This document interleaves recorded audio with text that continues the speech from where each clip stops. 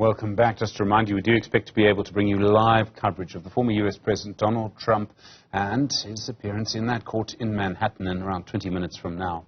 Here, police in KwaZulu-Natal say they've arrested an 18-year-old in connection with the shootings of 6 people, the fatal shootings in the Empandwini Resort in the area around Empandwini on Saturday night. There have been several mass shootings like this in KZN. Groups of people being shot dead, often at night, often on weekends.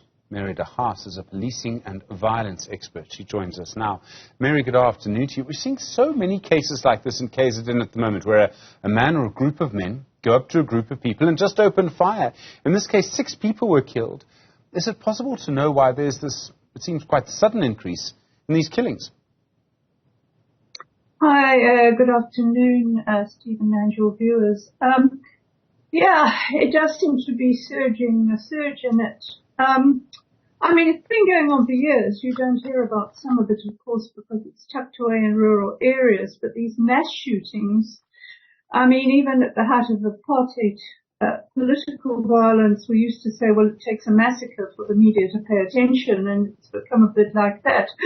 Because in a lot of rural areas, these killings go on and get barely a mention in the media. But the fact that quite a few people are mowed down is always newsworthy, and it's very worrying because you know, the gun situation seems to be completely out of control. I mean, if the 18-year-old shot someone in the head, what sort of upbringing has he had? What sort of role models has he had? Where do the guns come from? I mean, we don't know the motives. The motives in Mbulu historically have been either historic differences, but more recently more likely to be taxi or drug related, and that's when you often get the killing of a number of people linked to drug gangs. But I'm speculating, I don't know the motives, but it's happening in so many places and for presumably different reasons. We don't know. I mean, so often there's a sort of economic reason to this, something in the drugs trade. You point to the taxi business, for example. I mean, could it have something to do with the lockdown, the end of a lockdown, gangs in the drugs trade, suddenly there's a fight for turf, that kind of thing?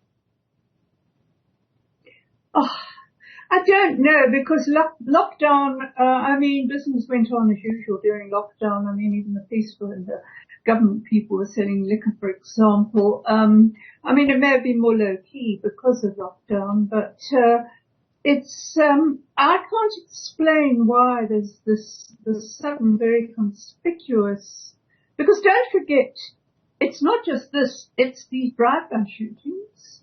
And, I mean, not just here in Gauteng. And, it's, I mean, the fact is that the hitman industry has been around for quite a while. Nothing has been done about it. We know that most of them are linked to the taxi business. They're the ones that can whisk the hitmen away to some place out of the way, maybe up to Gauteng quickly, and because they're using unregistered SIMs in their car, in their phones. These are the hits where the hitmen disappear. It's very difficult to trace them. Now, this has been going on for years. There's no political will to regulate the taxi industry, which often have links to politicians and police. For example, in January, a policeman who was investigating links between the police and the taxi violence was gunned down in a drive-by shooting with his family. About 4 people were killed. That's how dangerous it can be for police to investigate when their own colleagues are involved.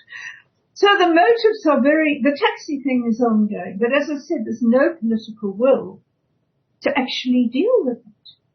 And that's why it's ongoing, because too many politicians have taxi interests. They even attack buses, as you know. Well, I mean, this is the next question. You've been a strong critic of the police in KwaZulu-Natal. Do you think they and their management are going to be able to get on top of this? I mean, we are seeing a rising crime rate and a rising murder rate everywhere around the country at the moment. Look, there's a crisis in policing. I can't say this often enough, starting with crime intelligence. I mean, you know, as I'm saying, I'm sending off to Parliament again because, I mean, the latest is clearly wants us to legalise surveillance. Well, the surveillance would make it easier for criminal police to kill us, the people because, I mean, right now, Patricia Mashale, a whistleblower on police corruption, is in hiding in fear of her life from the police. Same as to be Zulu. The police have been implicated in trying to hunt him down in the attempt on his life. So the problem is the police is riddled with corruption. The management is bad. I mean, the management of the police in this province is now under investigation, together with the minister for issuing a false security clearance for the new head of crime intelligence, who has no intelligence experience himself.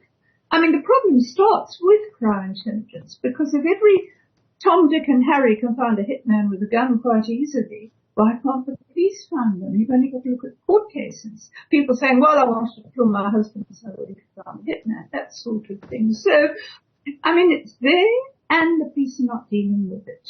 And I mean, we have in KZN crime intelligence. We have crime intelligence people who orchestrated the hit on Sindisa Magafka. We have a convicted apartheid-era drug dealer and his family in crime intelligence. And despite the Zondo Commission reports, not to mention a report on policing after the Marikana, that nothing has been done. And it's not difficult to change it. And until there's a political will to move the minister, restructure the police, which are much too top-heavy, because that's where all our money goes. And, until there's that political will, some of us are saying, please, please. And there's no independent oversight. You must understand that, because 6 years after Concord said that the head of IPID had to be independent, it still hasn't happened. And it gets back to what Judge Zondo said, and that is that Parliament is not performing its oversight. What we want is some sort of judicial person who is going to act as a police ombudsperson in the meantime, that we can go to the Auditor General because of the gross corruption. You've only got to look at X billion rand in irregular expenditure by the police.